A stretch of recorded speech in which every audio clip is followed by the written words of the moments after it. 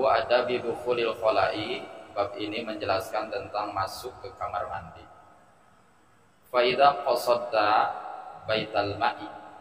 Fa idza qasadta, maka apabila kamu bermaksud baital ma'i, ya, bahwa baitul ma'i itu adalah makanun atau makanu qada'il hajati, tempat buang hajat, min baulin, dari buang air kecil, wa ghaitin, dan buang air besar.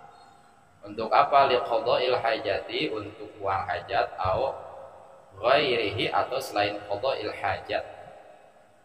Faqaddim, maka mendahulukanlah kamu fit dukhuli, ketika masuk, rijlaka, kakimu al yusra, yang kiri, au badalaha, atau penggantinya kaki yang kiri. Wa fil khuruji, dan ketika keluar, rijlaka, kakimu al yumna, yang kanan. Ya, yang pertama adab ketika kita masuk kamar mandi dan sejenisnya, ya toilet atau apa saja yang sama dengan itu. Maka yang pertama adalah tentang kaki. Ketika masuk, dahulukan kaki kiri, dan ketika keluar, dahulukan kaki kanan. Wa mislu baitil ma'i, dan seperti kamar mandi, apa kuluma, setiap perkara, laisa syarifan, yang tidak dianggap mulia. Maka sama itu ya, adabnya seperti ketika masuk ke kamar mandi, ya itu dibandingkan gitu. Contoh misalkan rumah dengan luar, dalam rumah dengan luar, nah, itu kalau dibandingkan lebih mulia di dalam rumah ya. Tapi kalau luar dibandingkan dengan kamar mandi, ya masih mulia, masih bagus luar perbandingannya. Walau kharaja min mustaqdirin ilal mustaqdiri faqatim yasawahu, hadza afadahu alwana'i. Bagaimana kalau kita ini mau masuk dari sesuatu yang dianggap kotor ya, ke ruangan yang sama dianggap kotor juga gitu. Jadi jenisnya itu sama gitu, derajatnya sama, maka dahulukan kaki kiri. Seperti memberikan faedah Syekh Al-Wanai. Jadi jangan menyertakan sesuatu yang dimuliakan. Kan kana alaihi ismullahi ta'ala wa rasulihi. Nah, seperti kita punya tulisan atau membawa tulisan dalam kertas atau dalam apakah, di situ ada nama Allah ya, sama nama Rasulullah, jangan dibawa ke situ. Ataupun kalimat-kalimat thayyibah, ayat-ayat Al-Qur'an ya, zikir-zikir yang lain, sholawat, doa, jangan dibawa ke kamar mandi. Wala tadkhulu, dan jangan masuk kalian fihi, di kamar mandi itu, hasirur ra'si, dalam keadaan terbukanya kepala, kashifahu, terbukanya kepala, bila sitrin, tanpa penutup. Ketika kita masuk ke kamar mandi, maka tutuplah kepala. Dengan apa saja boleh, dengan handuk ataupun dengan kain apa saja ya, dengan sarung, silakan. Yang penting ketika masuk kita tidak tutup ya kepala kita. Lil amni, supaya aman, min adzal jinni, dari gangguan jin, kama apadahu aromdi, seperti memberikan faedah aromdi, Syekh Aromdi. Jadi dengan apa saja ya, ininya apa, penutupnya itu untuk apa? Salah satu diantaranya adalah supaya menghindari gangguan-gangguan jin. Nah, memang jin-jin itu ya sukanya di tempat-tempat yang kotor. Kata tutup lah, ditutup. Walaha fiyal qadamain, artinya apa? Ai bila na'lin gitu. Tanpa memakai alas kaki, pakailah itu sandal. Untuk apa? Ditahafudhi, supaya menjaga minan najasati, dari najis. Pakai sandal, kenapa? Oh, ini bersih, udah diempel.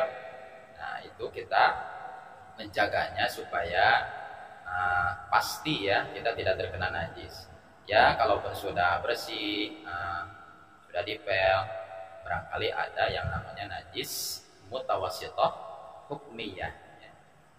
Tidak kelihatan najisnya, tetapi ternyata di situ ada najis. Nah,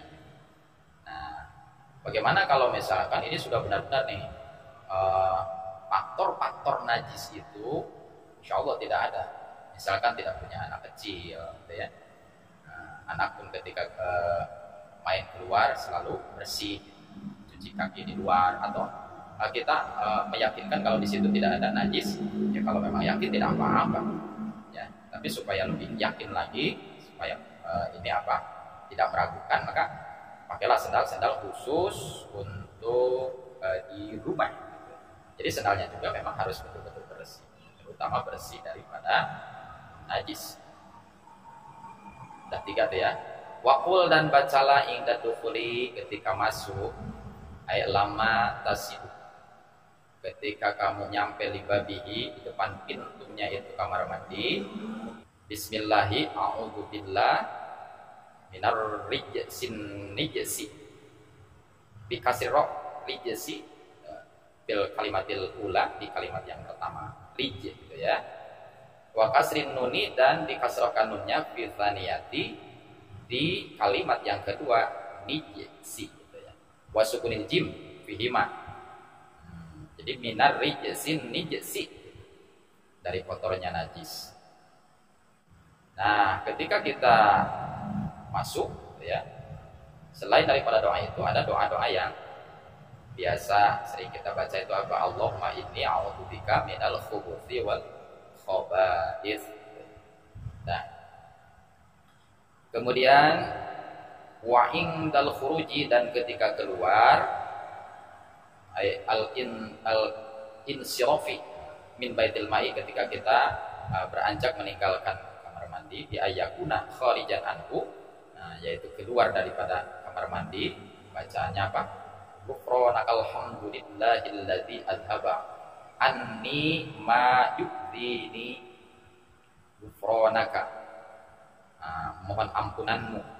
Alhamdulillah, segala puji lillahi, bagi Allah, alladzi adhaba, zat yang telah menghilangkan anni dariku, ma sesuatu yu'dini, yang menggangguku, wa abqa fi ma yanfa'uni, dan telah menetapkan dalam sesuatu yang bermanfaat bagiku.